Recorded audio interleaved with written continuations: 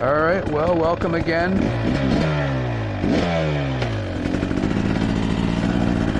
It is a really gorgeous weekend day. And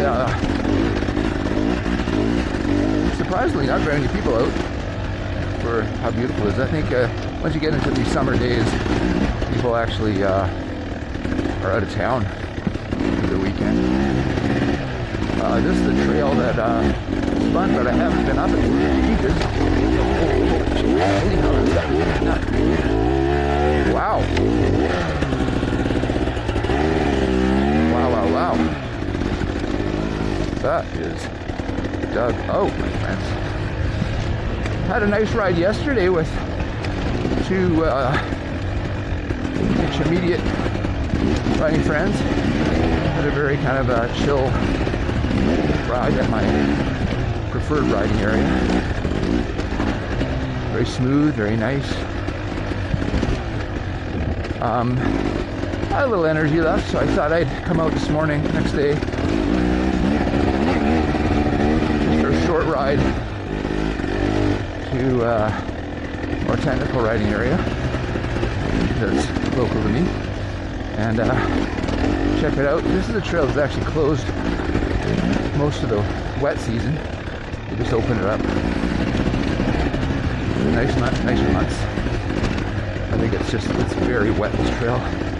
Underwater, a lot of it, and the erosion would be extreme. Unfortunately, what I noticed, I'm running a E33S with a tubeless on the back, and anybody who's ridden that, or not that tire particularly, but the tubeless, eventually get little leaks as the tire wears.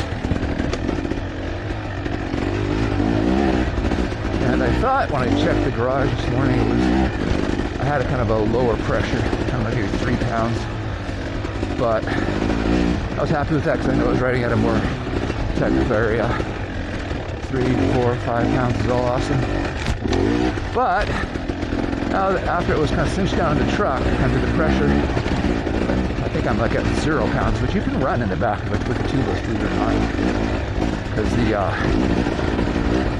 bead itself stays on. It's one of the advantages of the tubeless, but you don't get a failure of the inner red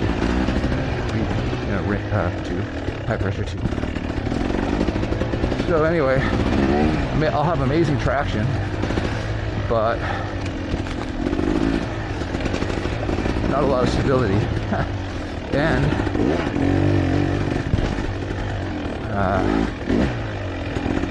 there's that big square-head rock that's you can damage your rims, obviously. Yeah. Tubeless protects a little bit of that, but not entirely. Anyway, usually there's lots of guys in the parking lot. Somebody's got a pump, because that's the other thing. I do carry a pumper and inflator, but I had one of those cheap Amazon battery-powered inflators that worked very well, actually, for a quick reinflation. But I swore I had it in my truck, and I went to pull it out, and I was shocked it wasn't there. So it must be somewhere else. I'll have to look into that when I get home. But that was so. Unfortunately, I'm riding with this basically 0 pressure in the back, so it's fine. I'm just gonna kind of take it easy a little bit. So this trail, known as a ridge trail, is one of the lowest trails in the mountain. It's really fun, actually. A lot of people call it a warm-up trail, but it's not really a warm-up trail because you're always working. There's always little hits coming. There's no big uphills or anything like that, but you're always working.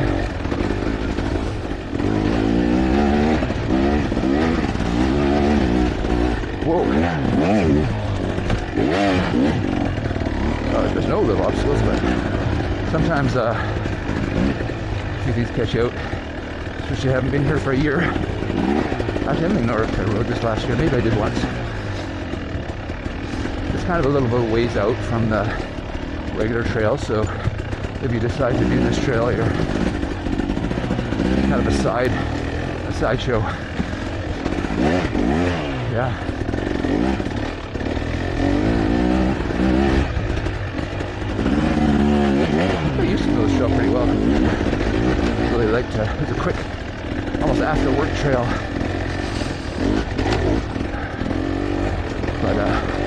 while.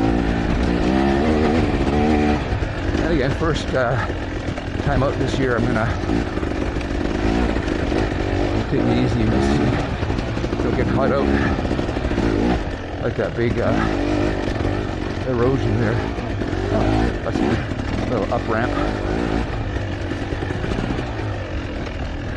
This is one of those trails too that if you decided to turn around and run it the other way, it feels like a completely different trail. You almost don't recognize the thing. It runs completely differently. I've done that before. We've had literally, you know, an hour after work or half an hour, 45 minutes to ride.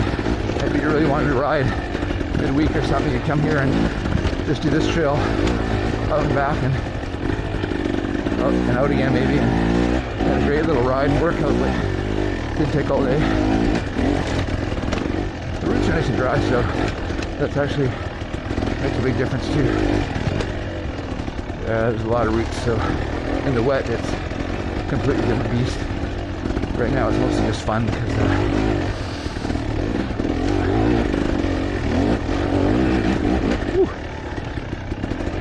yesterday the riding temperature was awesome. It was kind of cool actually, a little cooler than it's been, so it was nice.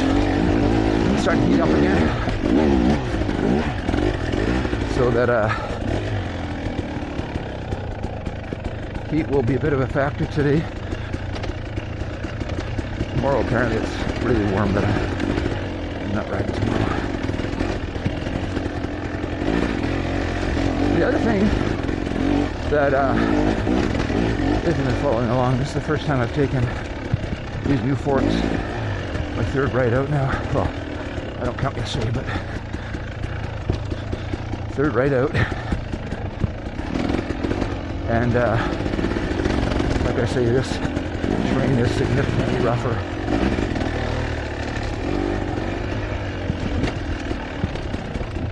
So it'll definitely give me a little more feeling for how these forks work. I'm really happy with them where they are in the other place. Okay. That is known to be a smoother, flowier place, which is kind of my vibe these days, but it doesn't mean that I don't want them to work at on the more technical spots. So.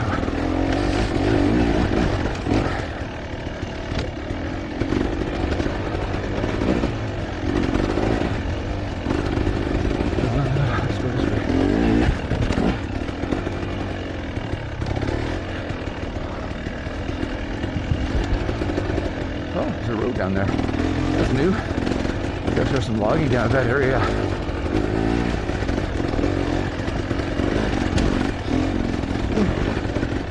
I think if this forest was slated for logging, or partially logging, but I see they built a road to my left. It used to be this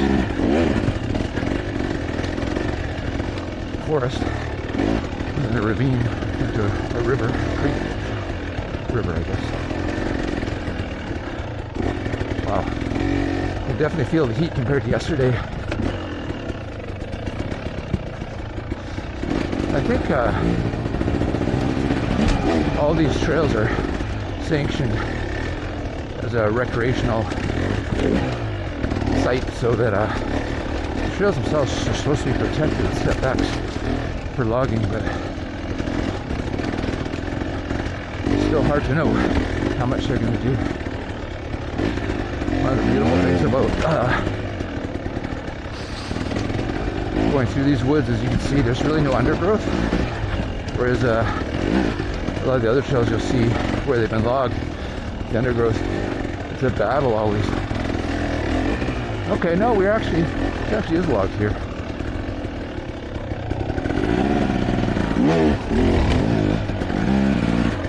Wow, and dust too, so I don't know what went through there just now. I don't know if they're actively logging. It's a weekend.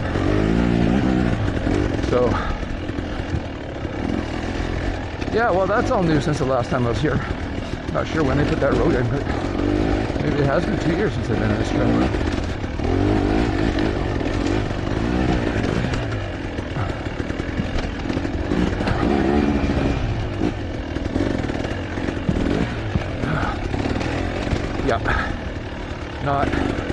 Not a warm-up trail. A get warm trail. A get hot trail. Oh, sharp corner here.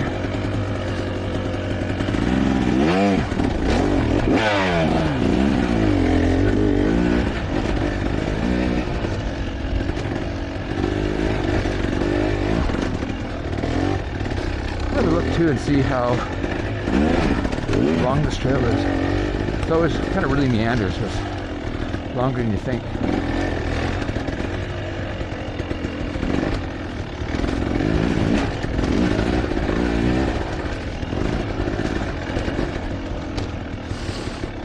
Remember, if you're in a group, and you're really kind of racing each other through here, by the time you actually start your actual ride, this trail has already checkered you out a bit. Definitely not hard enduro at all, but definitely enough to get your heart rate up. There's another road there to the right now. Maybe not really recognize this at all.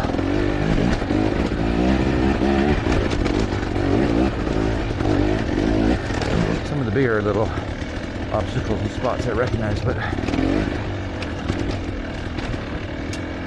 here it is.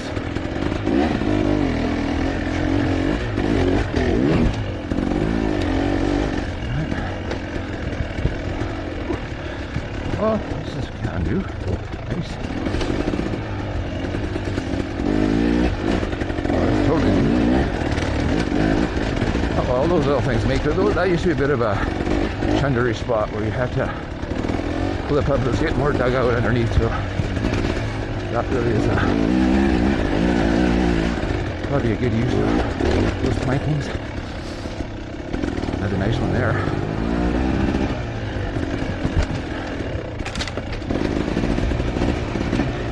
Yeah, all in all, I'd say the trail's in good shape for a trail that kind of sits out into.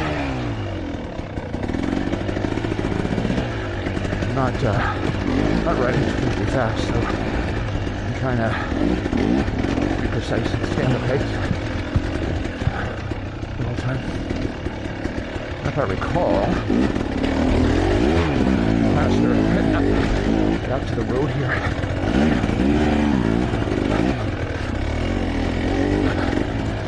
And that is the end of, will be the end of it.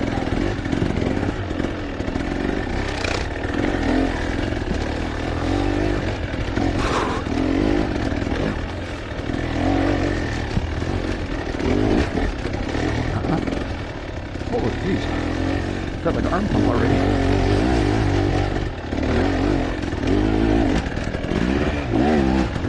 Wow. Warm up trail. Ha. Nice, eh? Warm up, or they should call it overheat. The overheat trail. Okay. Oh man.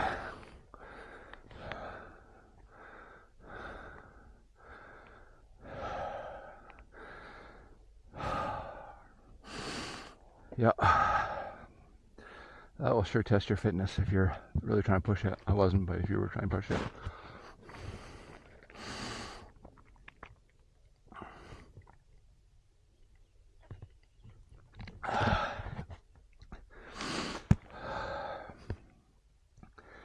I would say definitely in that stuff where there's always a hit coming, which is so typical of this area. I think it is a little more tiring with these forks. You lose that super plushness. You don't get deflections like all through there. I didn't feel like I was getting deflected at all. Mind you, I wasn't pushing it, but still. Whereas I think with the stock forks, it would have a little smoother, a little more comfortable with some of those deeper hits or continuous hits, so which cumulatively adds up over the course of, what was that, 12-13 minutes. So I'm just definitely feeling it a little bit more in the wrists and forearms. Not in a bad way, just that I feel like I've been working. Whereas with the other forks, I would still feel that because that's the nature of the trail, but I'm pretty sure it would be a little bit less intense. So again, follows what I've been thinking. It's like you're trading off that security of knowing your fork's going to track like 100% without a problem. You get confidence. Just take your line, hit it, unless you're stupid, and just, your forks aren't going to be the downfall. It's going to be you. But with that, you lose a little bit of that softness,